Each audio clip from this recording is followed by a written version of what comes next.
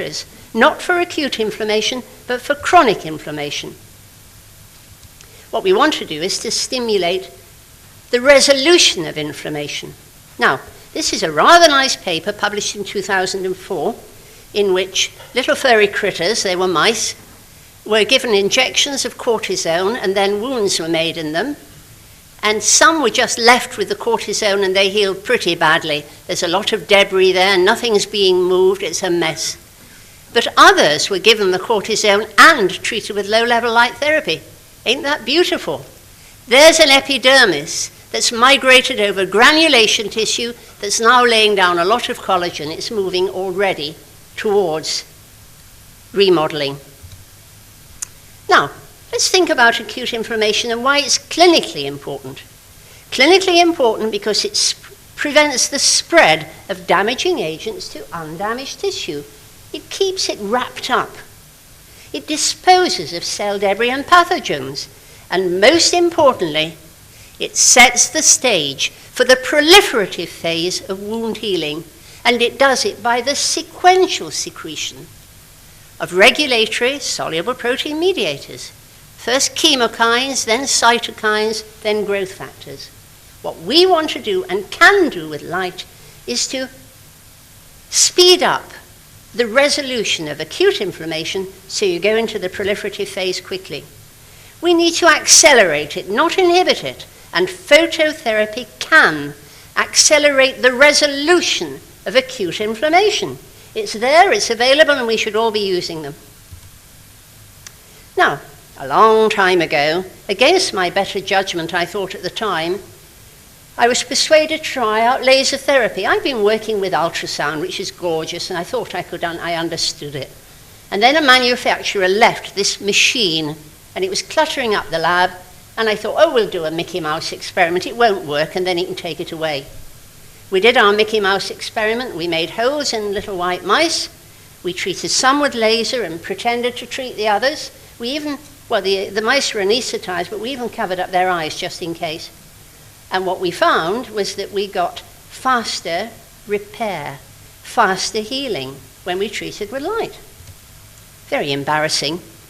But we got this lovely machine, a Space Mix 5 mid laser about so high, beautiful blue, Italian, I mean, it oozed quality and style. If you showed that to a patient they'd have healed, you'd have got brilliant placebo effects. But anesthetized white mice, no. So we use this. The only thing I could modify on this machine was the pulsing. It pulsed infrared, but it also produced red light from a helium neon emitter. And the manufacturer said, oh, don't worry about that. It's just an aiming beam. It's the infrared that matters. But we took the machine apart. Never leave equipment anywhere near me, because the chances are I'll want to dismantle it to find out how it works. That's easy. The hard part is putting it together again. The technicians used to say, keep your hands behind your back, Mary. Don't touch anything. It takes us ages to put it right again. But what we did was monitor wound healing by looking at photographs and histology and differential cell counts. If I was doing this work again, I'd use high-frequency ultrasound, which is a non-invasive biopsy, and you can look at the same tissue over and over again, and that is neat, but that's another story. There ain't time today, folks.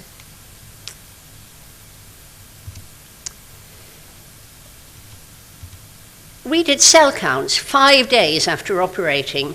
We operated on Monday, treated Monday, Tuesday, Wednesday, Thursday, Friday, and ended it on Friday. You see, this experiment wasn't going to work. We weren't going to work over the weekend, but it did.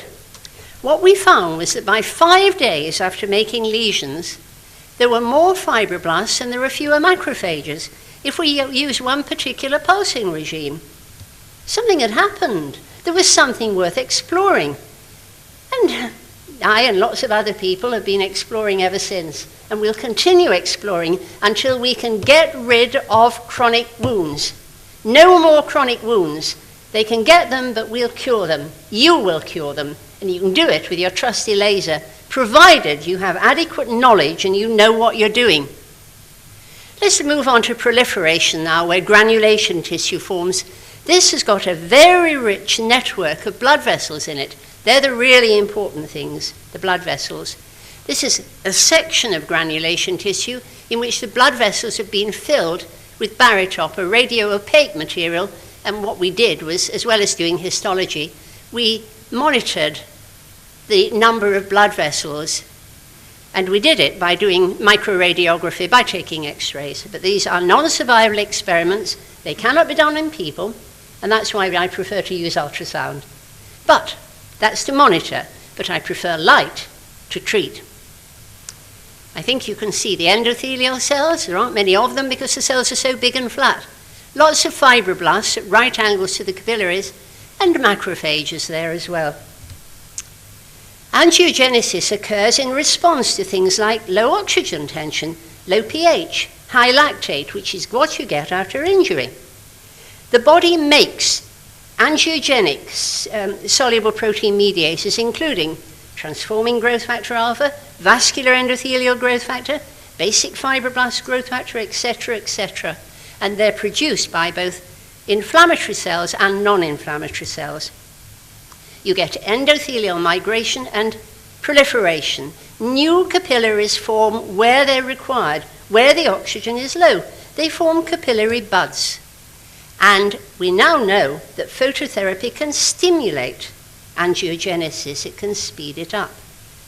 We did that rather nasty experiment in which we filled all the vessels with barytop, which set in the vessels, and we could then image the vascularity of intact dermis, subcutaneous adipose tissue, granulation tissue with large vessels coming in, arterioles and feeding the capillary bed and venules draining it, and then up there near the surface, very close to the surface, a beautiful mash of capillaries forming granules.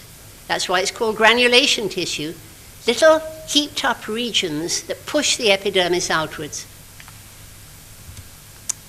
And Lucy Garley, one of my PhD students, did some beautiful work in which she compared red light with infrared, and she found that she could increase the vascularity in the upper zone where the capillaries were and in the lower zone where the arterioles and the venules were, compared with the controls shown in green. Now let's move on to wound contraction. That's when the edges of the wound pull together. And we used our little mice again. We made holes like this in them, but these contract so vigorously, we had to tattoo the edges so we knew where the wound had been. No suturing, that's just the effect of wound contraction caused by these beautiful cells called myofibroblasts, muscular fibroblasts, think of it that way. As well as making collagen and elastin, they pull the edges of the wound together. They line up and they hold pseudopodia. It's like a tug of war team pulling the edges together. They're beautiful cells. We found that 5 days after operation, that one of our treatment regimes stimulated contraction and another one inhibited it. So that is rather nice. It means we were modulating the process. Notice we treated well, I thought we'll treat for 15 minutes. I hadn't a clue why, but I thought if we treated for less, the manufacturer would say, well, you didn't give it much of a chance, did you? 15 minutes, little mouse, yeah, it seems reasonable. We also found that we could stimulate epidermal regeneration by using light, using the same technique. We could increase, by increasing the rate of production of granulation tissue, we'd got a nice matrix over which keratinocytes could migrate. We had got a red carpet for these royal cells to move over. And then we found we could increase keratinocyte division. Colin Steinleckler was a very clever young man, a BSc, who then became a doctor, a medical doctor, and is now a surgeon. I'd like to think it all started with laser. Perhaps you can grow good surgeons by getting them to do research using laser. But he found you could only do it if the cells were dividing slowly. You could speed them up until they were dividing maximally. If we go on to the final stage, remodeling, this occurs after the epidermis has covered the granulation tissue. The collagen content increases, the cellularity and vascularity decreases. we get very collagenous scar tissue and it replaces the damaged dermis. But it ain't perfect, it's good enough. It lets you get on with living, and that's important. So there is the end stage, scar tissue.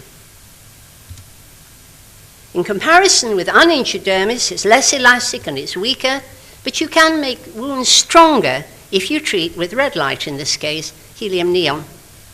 Now, that's what wound healing is. Now let's see how it's controlled by, we'll call it the NICE, the neuroendocrine immune system, and also how photons get to this system. It consists of nervous, endocrine, and immune systems. Collectively, they regulate both the intact and the injured body. Now, this is important. Low-level light therapy or laser therapy can affect their cells both directly and indirectly. The skin has been described recently as a neuroendocrine immune organ.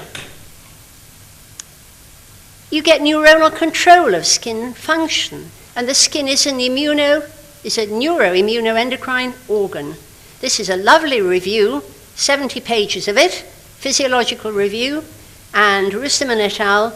Demonstrated, there were papers that showed that sensory and autonomic nerves, which are present in skin, release neuropeptides that modulate inflammation, cell growth, and the immune responses of skin, and therefore should affect healing. It's been shown that the epidermis has got a really rich nerve supply, shown in black here. And those cells, those fibers, they go right up to the stratum corneum, the dead part of the cell. Stratum corneum there, all this is living epidermis. And also in that living epidermis are Langerhans cells, cells of the immune system. And they're so close to the surface, any laser, whatever the type, will get to them and affect them. And if you're using low-level lasers, you can stimulate, you can modulate, rather, their activity. And these cells will regulate metabolism in health and disease and after injury. Let's think about the nervous system briefly. Well, what it does depends on the extent of the injury. If you've got a life-threatening injury, don't worry about healing, worry about staying alive. You'll get delayed pain. You'll get vessel constriction through the autonomic system, reducing shock and then shock due to blood loss. You'll stimulate, and now we're getting onto the endocrine system, the production of norepinephrine and hydrocortisone by the adrenal glands. But remember, hydrocortisone, this steroid, decreases immune activity and delays acute inflammation. So you go into survival mode, and when you survive, that's when you switch over to dealing with the injury as though it's minor, going into acute inflammation and repairing it. First, live, then you can heal. With minor injuries that are non-life-threatening, I cut myself with paper all the time, little paper cuts. They hurt. I don't like them, but they're not life-threatening, are they?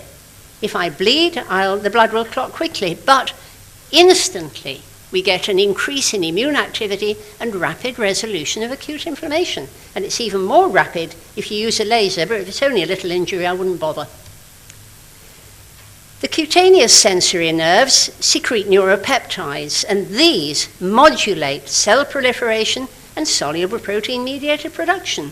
So we've now got more and more and more regulators being formed. The neuropeptides in skin interact with the skin immune system. They talk to each other. Neuropeptides from sensory nerves modulate Langerhans cells up in the epidermis. There are others, they're also called dendritic cells, there are others in the dermis, but these are close to the surface, those are the ones the light will catch first. And you'll get effects on inflammation. The sensory nerves secrete neuropeptides, things like substance P, and again, they modulate cell proliferation.